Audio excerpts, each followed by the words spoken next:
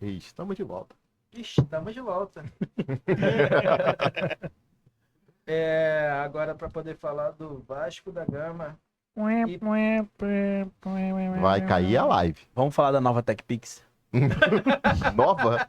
Da nova lá em 1990. E principalmente do jogo horroroso contra... Parece que eles ficaram com medo da Ponta Grossa do Operário. Eita, lá ele. Ele pede. Ah, vai, fala. Eu não falo mais nada.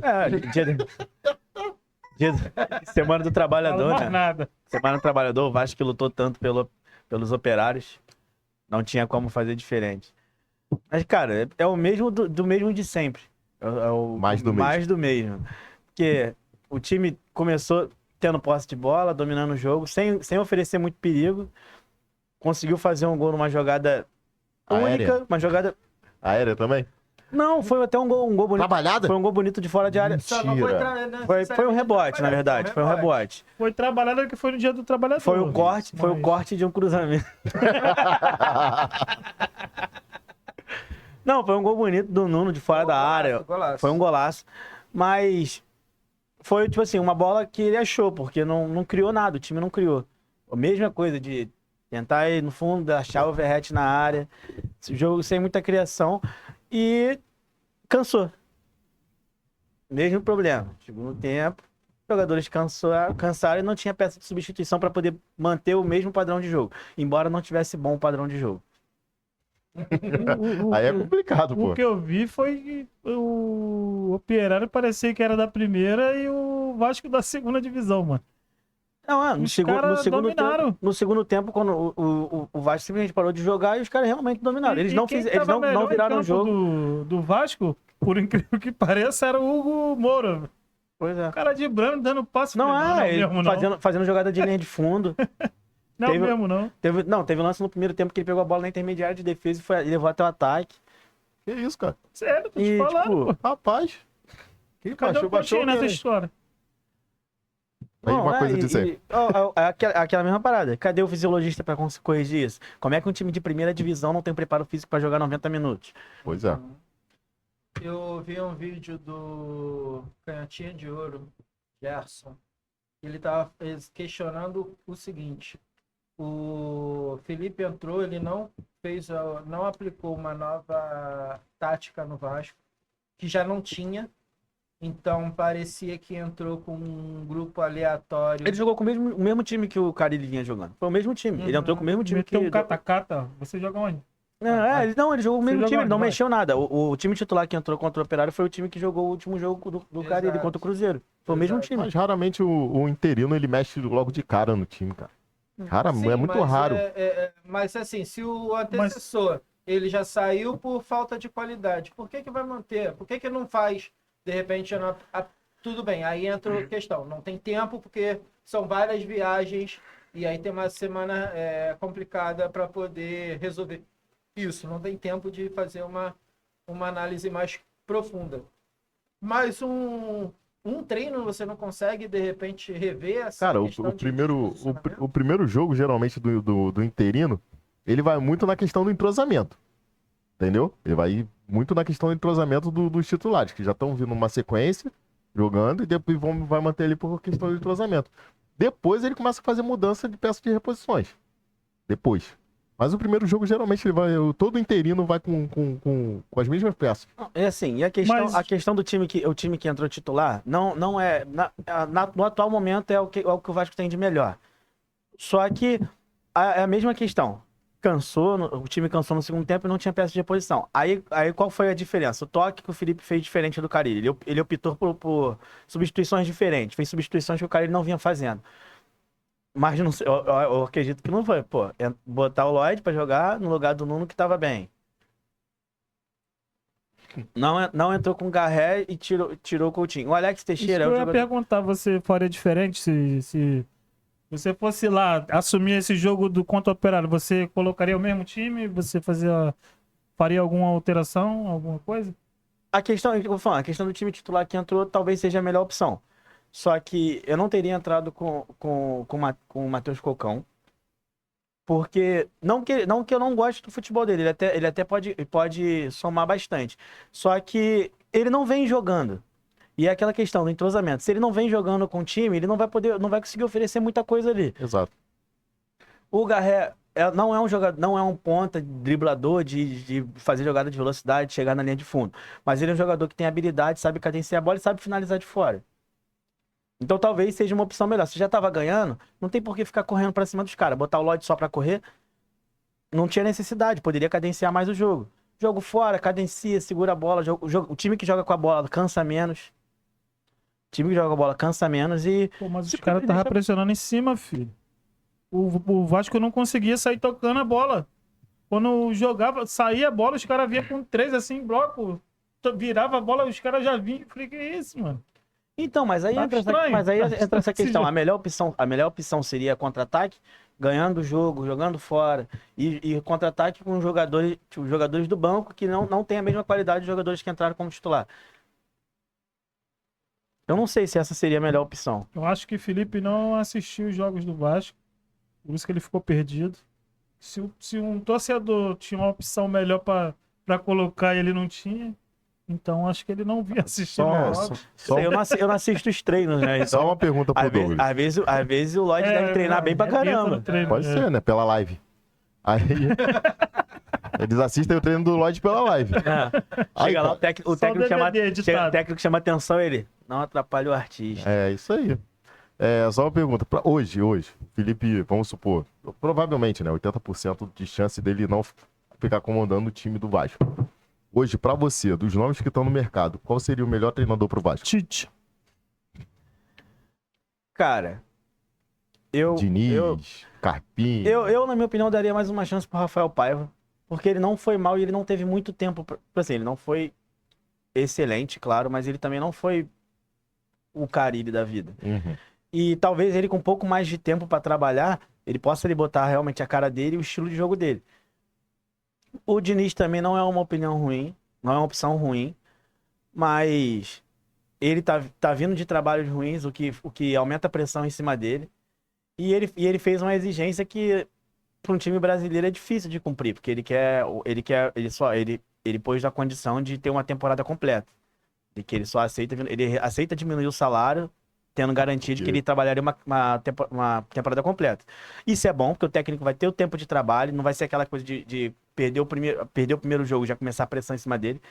Ele mesmo no coisa que estava dizendo, que eu vi hoje, falando que ele não se preocupa com pressão de torcida, com pressão de dirigência, a partir do momento que ele tenha garantia de que ele vai continuar ali e continuar podendo manter o trabalho dele.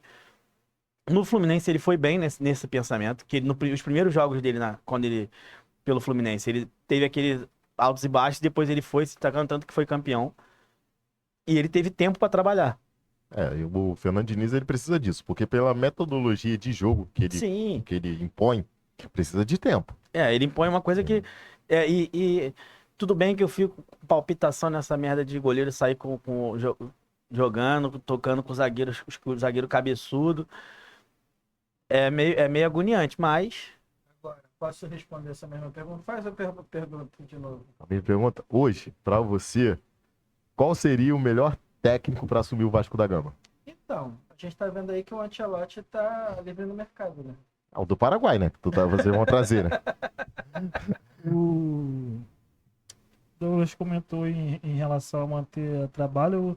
O Pedrinho, que quando era comentarista, falava que o técnico brasileiro não tem tempo hábil para poder trabalhar, não sei o quê. E já se passaram, no período que ele tá lá, 3 técnicos. Já mandou 3 técnicos embora. Porque ele vê que na teoria é muito fácil. Na teoria na prática é fácil. Daqui a gente tá aqui falar, é fácil. Mas quando tá lá, que o pepino tá lá, filho. Cara, não adianta, time de massa. Time de massa, pô. Time de muita massa, pressão, não adianta, cara. tem muita pressão. Porque quem Ou paga... vai fazer igual o Botafogo, que é o do cara é o dono. Bancar. Mas aí ninguém pode mexer também. Mas só que tem a questão.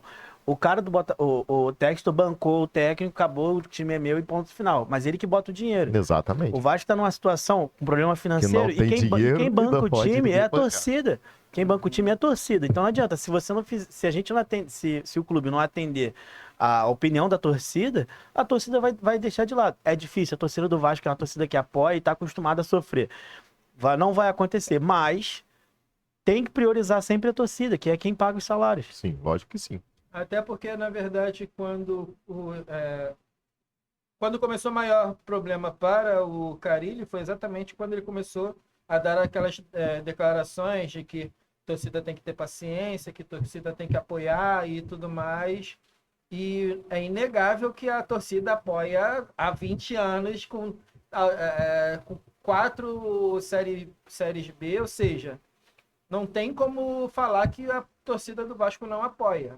E aí ele utilizar isso para poder justificar resultados ruins fica complicado. A torcida começou a ser mais hostil com ele.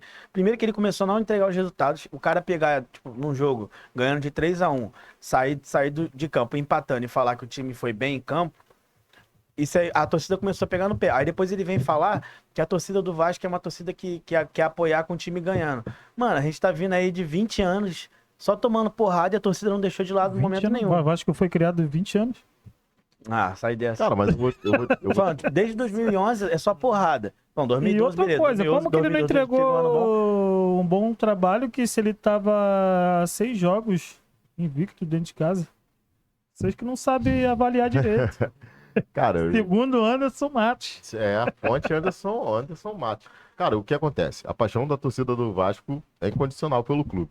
Só que a torcida do Vasco realmente não tem como cobrar paciência pra torcida do Vasco, é que a torcida do Vasco tem, assim, nos últimos anos passou por 4 rebaixamentos, né? Então, tipo, quando o técnico não começa a entregar resultados, a torcida do Vasco vai cobrar, cara.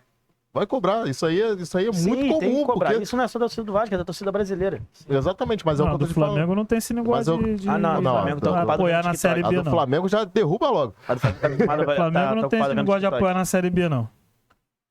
Vocês que não, ninguém pra Série B, que vão aí, vocês apoiam lá. Tem uma parada até religiosa, vamos dizer assim, que o pessoal fala, quando Futebol você e pede religião a não se Deus, mistura. quando você pede a Deus paciência, ele te dá situações para poder enfrentar. Pô, eu acho que o torcedor do O Vasco pediu muita paciência, né? Que Por porra. quê? Paciência, compaixão, pediu. Não, e tá pagando penitência também. Força, paciência, compaixão. Não, força não pode dar, não, senão a gente mata o técnico lá. Pagando os pegados próprios e dos outros e dos também. outros. Que é... Mas eu achei um absurdo, cara, demitir o Carille. Eu acho que se desse mais um tempo... Uns 3 anos, mais ou menos. Não, pelo menos o final do... O que é? Ser rebaixado pra ele subir. Final ser até campeão. o 2028, mais ou menos. O cara foi campeão da segunda divisão com o Santos e foi demitido, cara. Não, pô, vocês não estão sabendo valorizar o profissional, cara.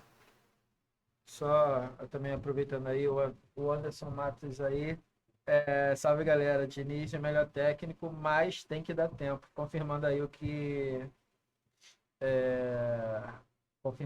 você falou e também acabou de falar. O Vasco tá jogando o jogo de paciência que veio no Windows. No Windows 98. Paciência, No Windows 98.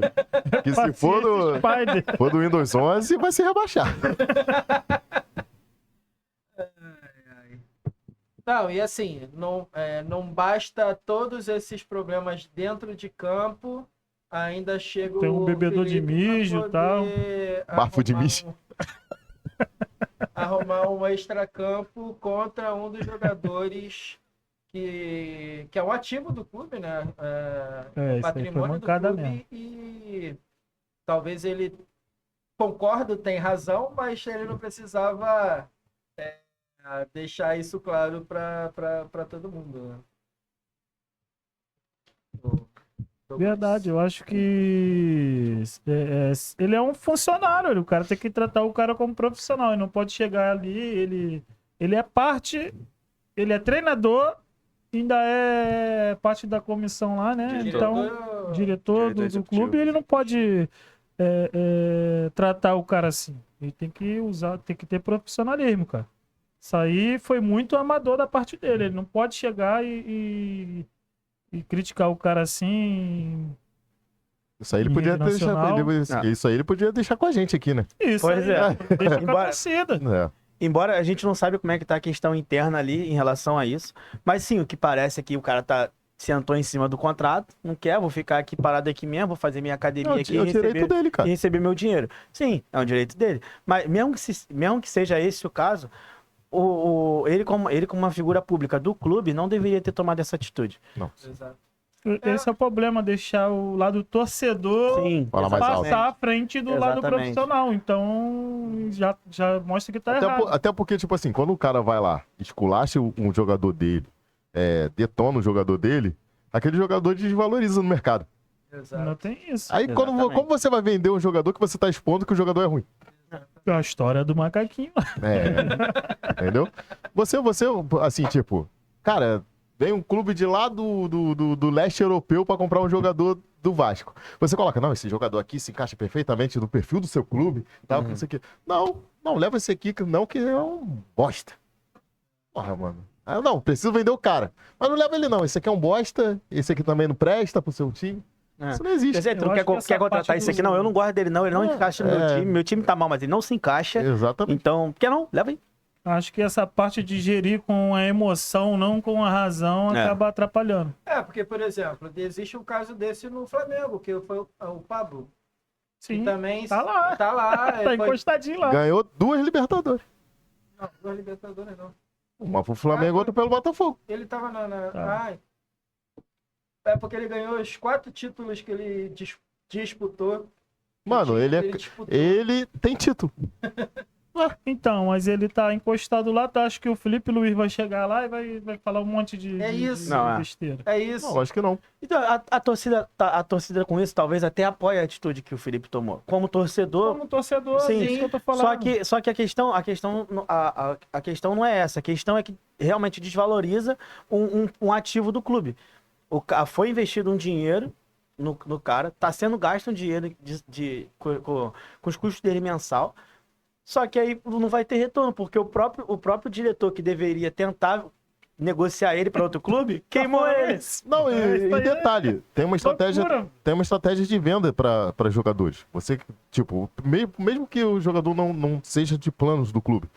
No segundo tempo, Flamengo lá, no segundo o tempo tu vai Flamengo não botando tá ele ali, ó, tentando pra jogar isso com 15 ela, cara. minutos, 20 minutinhos. Ele podia ter respondido quando o cara perguntou pra ele assim, não, ele é um excelente jogador, a gente fica até com medo de botar ele nesses jogos e ele se machucar. A gente tá tentando vender, a gente tá precisando de dinheiro, então como ele é o melhor zagueiro que a gente tem, a gente acha melhor até não escalar pra ele Poupar, não... cara. Ou ele é muito bom, mas não se adaptou aqui ao futebol do Vasco, sei lá. Tinha que jogar alguma coisa. É, exatamente. O Flamengo tá com o Alan, velho.